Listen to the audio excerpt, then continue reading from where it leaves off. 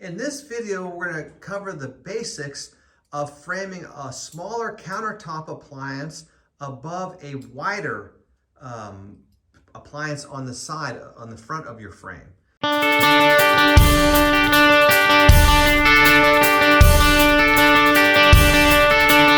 Now, sometimes we get people that they have a grill cutout here and they want to put a larger, a wider combo unit below that.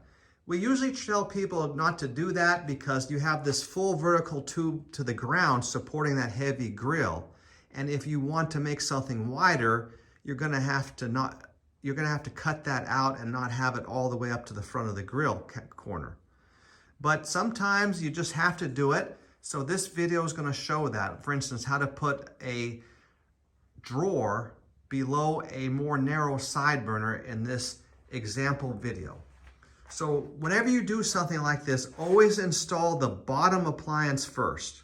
And then off of the top, you're going to frame up for that top appliance, grill or slide-in side burner. So here we've measured the slide-in side burner. It's a 10.5-inch cutout. And we've clamped our 3-way corner for the left side of side burner. And then we're going to go ahead and clamp the 3-way corner for right side of side burner. And then what we do is we take our tape measure and we measure down from here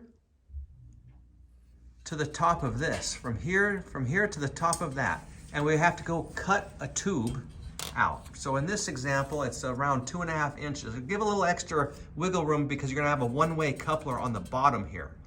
And the same with this side.